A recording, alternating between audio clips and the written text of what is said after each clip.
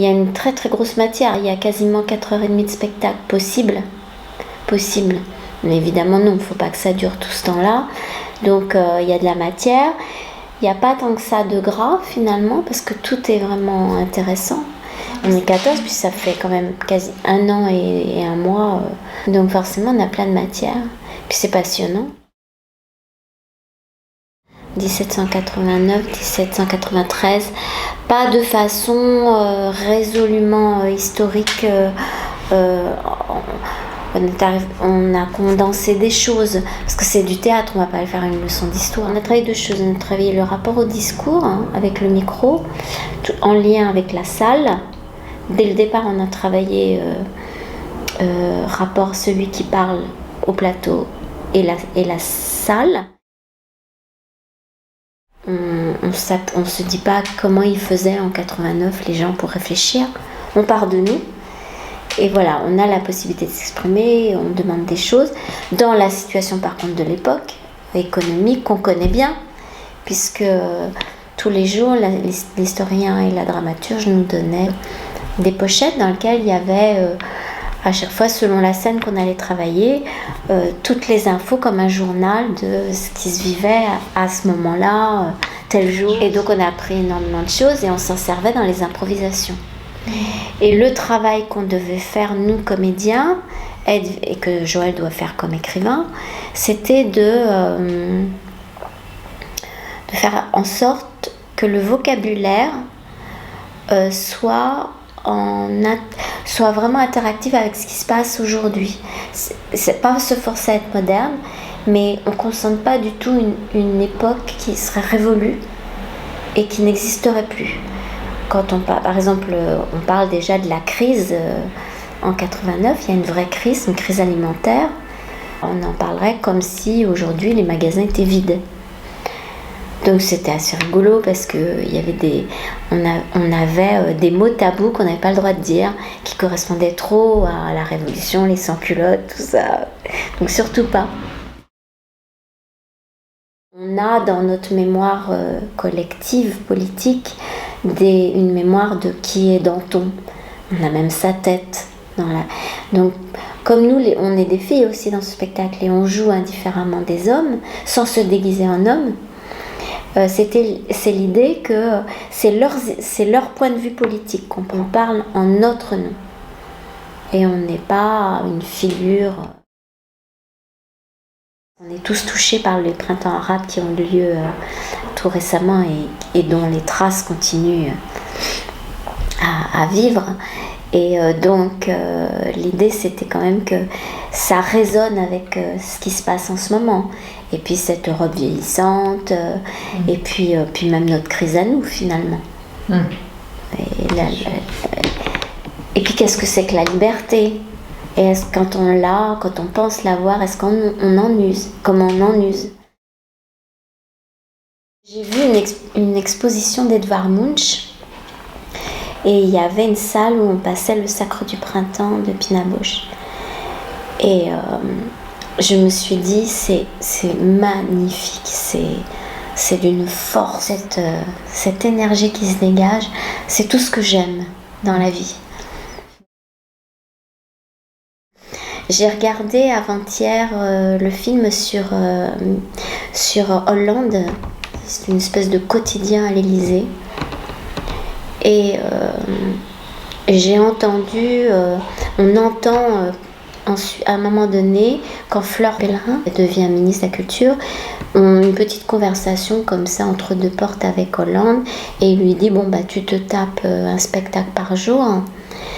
Et tu leur dis que c'est bien parce que les artistes aiment ça. Prends des conseils auprès de Lang. Et j'étais vraiment très en colère parce que je me suis dit mais vraiment là le niveau est bas. Ouais. Quand on arrête de jouer, mais ça c'est ordinaire. C'est comme un grand vide. On ne sait pas trop quoi faire. Et puis je suis triste. Je suis un peu triste.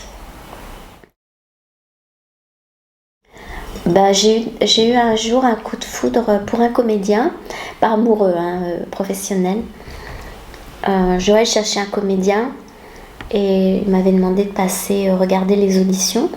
Et j'étais passée, voilà, les comédiens passés, il y en avait plein d'intéressants. Et il y en avait un que je trouvais vraiment super. Et Joël me dit oui, il est super, mais on ne peut pas le prendre, il correspond pas au rôle, etc. Donc il l'a pas pris. Et moi, c'est amusant, c'est quelqu'un qui me restait dans la tête. Et j'ai eu le plaisir quelques mois après qu'il l'embauche sur un de nos spectacles qu'allait démarrer, 7 enfants, ça s'appelait 7 enfants. Et donc Marc Lador nous a rejoints. Là, par exemple, en ce moment, j'ai l'impression d'avoir un peu comme un coup de foudre pour ce spectacle aussi, La Révolution. Avant de connaître Joël, un metteur en scène qui m'appelle et il faut que je te voie, et qui me donne rendez-vous dans un café et qui me dit bon ben j'ai plus besoin de toi. Ou alors de me faire embaucher et débaucher même pas 4 heures après. Tout début, j'avais comme 7 ans de compagnie déjà avec un metteur en scène que je décidais de quitter parce que voilà, il fallait passer à autre chose. Et j'étais passée par Mnouchkine où j'avais vraiment pas le niveau, donc c'était pas possible, même si j'ai adoré le stage que j'ai fait avec elle parce que c'était très beau. Ce que je voyais, j'avais jamais fait de masque, j'avais vraiment pas la possibilité de m'imaginer travailler un jour avec elle. J'adorais ses spectacles, j'étais vraiment fan. Et puis j'ai beaucoup aimé les premiers spectacles de Philippe Adrien. Donc après être passée au Théâtre du Soleil, je suis allée en face faire un stage. Puis le stage s'est terminé, je me suis dit qu'est-ce que je vais faire. Puis en fait il m'a appelée et m'a demandé de travailler avec lui. Et là ça a vraiment été un coup d'envoi, ouais.